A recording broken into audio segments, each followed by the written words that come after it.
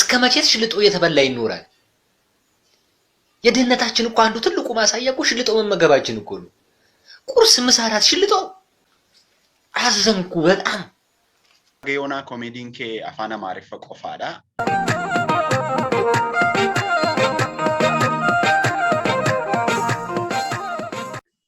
akkam jirtu hordoftooti keenya hundumtuu nagaan isiniif haa ta'u keessummaa isinii qabadhee dhiyaadheera. Keessummaan keenya nama TikTok irratti hordoftoota kumaataman lakkaa'amanii qabudha. Baacoodhaan beekama. እንግዳ ፊት ፈሷን የማትፈሳ ሚስት ነው በቃ የምፈልገው። akkasumaanis immoo stand up comedy beekama. ሁሌ ጠዋት 11 ሰዓት ስነሳ ስትሩ አፌ ውስጥ ይከተትልኛል እመጣለሁ።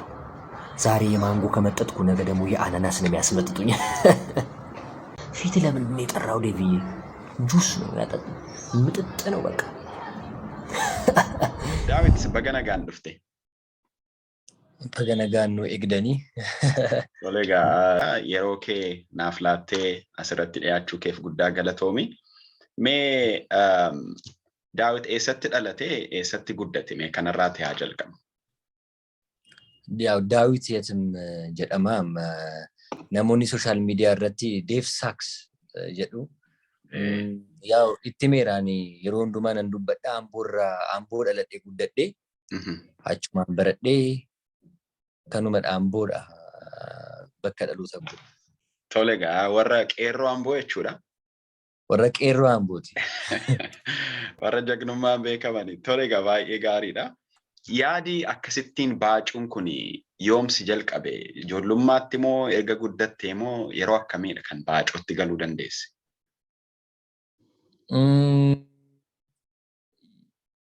University Astu beektaa University Astu achiin baradhe Astu kan jedhamu jira Finfinnee. Achiin naa baradhu maam this guy is funny ምናምን naan jedhu ያው Hiriyoota koo jechuudhaan doormii keessaas kaaffee keessaas innaa deemnu yaw waan tokko tokko irratti mbaacitaa qalbii yoo jiraatee naffeetta achumaan faniidha annaa jedhan bakka achumaa jalqabee faniin ture jechuudha. Ijoollummaa koo kaasees achi innaa guddadhu jechuudha. Mucaan kun nama kolfiisaa jedhu ijoolleen achumaan innaa koronaa dhufu maaliif videodhaan hin gallakkisu jedheetan komentii argachuudhaaf amma komentii fanii jiru miti amma maaliif akkana guutu jedheetan videoon na post godhu gallakkisu komentii ilaaluuf amma komentii dubbisuuf jedheetan jalqabee achi booda kuno injera koo ta'e jechuudha biddeena koo ta'e dhugaadha. Koomedii kee jalqabaa yaadatta? isa kamiin jalqabde kan social mediaatti fiddee jechuu koora? Isa የቸኮሌት ገንፎ kan jedhamu ture beektaa የቸኮሌት ገንፎodha. Yani marqaa chokkoleetiidhaan hojjetamee jettee yeroo dubbattu argeera. Of course marqaa jedhama miti ganfoon marqaa nuti ganfoo jenna nuti achi ambo. Mee xinnoo nuu jedhimee maal jette yeroo sana anillee argeera afaan amaariffaanisdha. Ani የቸኮሌት ያው ቸኮሌት መርቃዳ ኤኙ ዱፌ ነኛታ jechuudha amma garuu argameera kan chokkoleetii kana nyaattu argamteetti amma baacuun sun no more hin hojjetu jechuudha. Bakka okay kana expire teera expire godheera fal'aana qabattee dhuftee nyaachaa jirti jechuudha. Nyaachaa jirti kuno dhumachaa jira laaltu.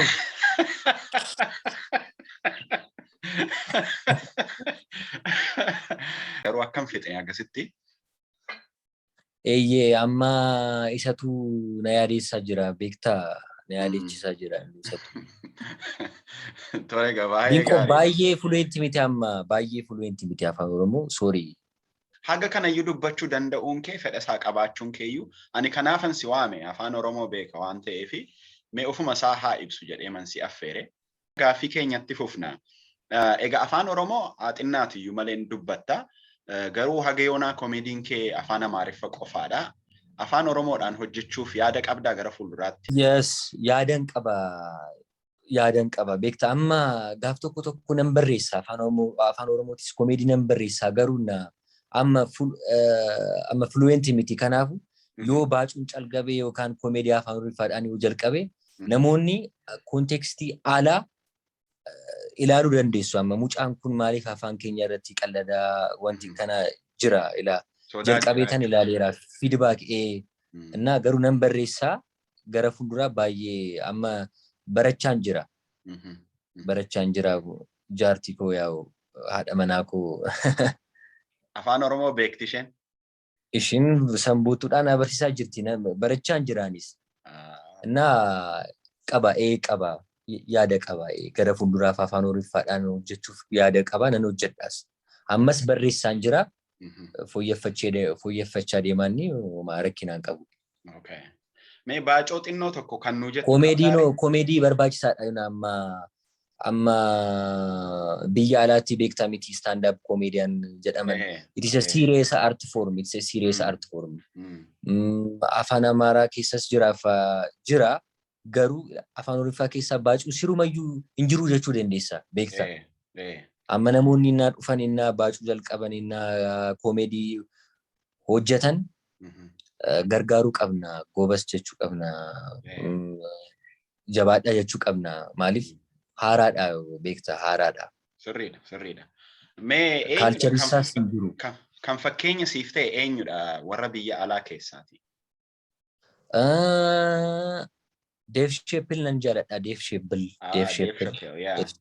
Yes. Trevor Noah. Jiru. Garuu barumsi kee garuu aartiidha moo maalidha? Yuunivarsiitiitti kan eebbifamte? Marketing managementidha. Garuu fayyadamaan jira beektaa TikTok irratti wanta achi baradhee marketing gochaa jira amma. Videoon koo market gochaa jira. Erga waa'ee TikTokii kaastee mee gaafii siidha. Hordoftoota meeqa qabda TikTok irratti? 180 ol. Okay. Amma garuu xinnoo fagaattee natti fakkaata social media irraa. Maalidha sababi kee yoomimmoo deebita hojiidhaan? Amma xinnoo biiziin ta'aa jira. Maaliif yoo ilaalte itoo biratti kan gallakkisamee stand up comedy ture yoo ilaalteetta? Argeera. Stand up comedian amma keereerii gochaan jira stand up comedy kan jedhamu sun jechuudha. Amma barreessaan jira, Talamaan Madaan jira. Kanaafidha biizii waan ta'eef stand up comedy barreessaan jira, perform gochuun qaba. Kanaaf badee malee jira. Kanaaf hojii fooyyaa bareedaadhaan immoo si eegna jechuudha. Afaan Oromoodhaanis hin hojjettaa jechuudha. Nan hojjedha amma afaan Oromoonis nan hojjedha. Ila amma afaan Amaariffaatiin inna perform gochuu komeediin koo yoo ilaalte bakkoo dhaloota koo bakka dabarsee baay'ee afaan Amaariffaadhaan nan tuqa. Intentionally. Yeah. I have a reason to do that. That's why. So በደንብ ይነካል ለማለት ነው። Sirrii matta jechuudha egaa. TikTokii irraati qarshii argatuun Deev Sooromeera. Kanaafiyyuu amma chokkolaataa isa dhugaa ta'eera amma jedhan isa baacooyyuu miti amma isa dhugaa ta'eera. Chokkoleetii dhugaa ta'eera. Isa chokkoleetaa dhugaa ta'eera. Akkami daldalli TikTok irraa argamu qarshiin namni akkamiin argattu? TikTok hin kaffalu bar. TikTok hin kaffalu amma. TikTok hin kaffala garuu Itoophiyaa keessaa hin jalqabne kaffaluun. Kanaafuu nuti maastaawoqiyaa hojjenna, advertisementii hojjenna. Beeksisa hojjenna, qarshii arganna malee TikTok hin kaffalu. Akka YouTube hin kaffalu. Beeksisa hojjennee garuu qarshii argachaa jirra. Gaariidha. Baay'ee gaariidha kun. Taf jechaa jirra. Mee beeksisa hojjette keessaa kan baay'ee sii kaffale eenyullee siin hin jedhu garuu meeqa sii kaffalame baay'ee? Iccitiidha kun iccitiidha dhingoo maaliif amma kana gootaman namni bara amma kun zoomii kana ilaalee interview kana ilaalee na eeguu danda'a bar beektaa miti. Like Dave diina waan qabu natti hin fakkaatu dhugaa dubbachuu fi Forbes irratti waan barreeffamuuf qoy. Eegnu? Forbes irratti si baasu? Of course. Bill Gates faatti aanti akka jirtu abdii qabna. Egaa baay'ee gaariidha gaa wanti hafee jira yoo jette garuu mootu baacoo tokko nu dhiyeessite natti tola. Mee baacooma tokko waa tokko nu jedhame. Isa baacuun qalladuu jechuudha miti. Koomedii ta'uu jechuudha miti. Amma qoy gara fuulduraaf dhufeetan badamb qopheeffadheen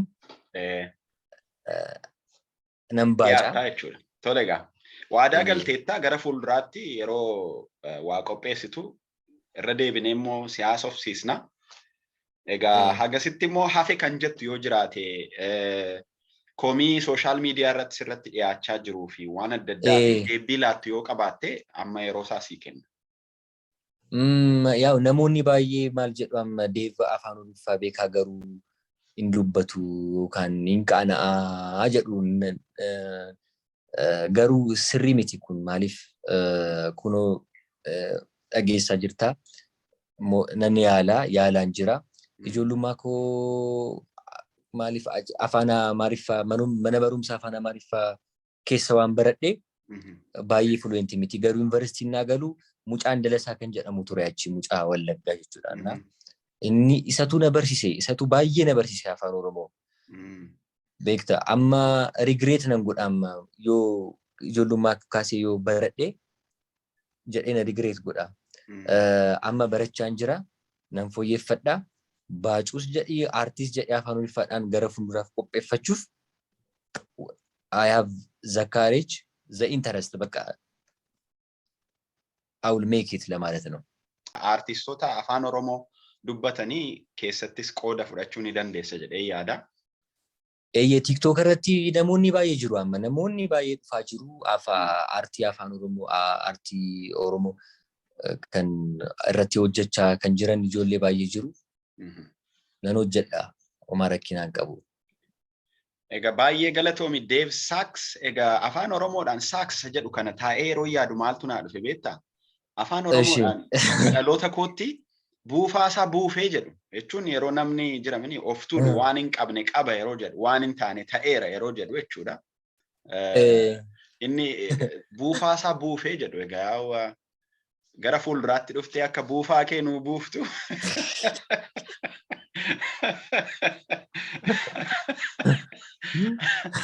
Abdii qabnaa hagasitti immoo jabaadhu nutis immoo yaadaan si bira jirra si deeggerra.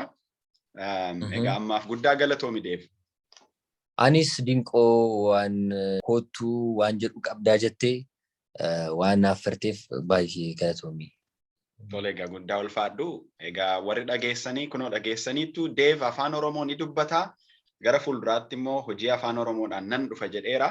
Mucaa kana hamileedhaan haa simannu haa jajjabeessinu guddaa galatooma. Yeroo gaarii isiniif haa ta'u haga yerootti aanutti keessummaa biraa wajjin wal arginutti nagayatti.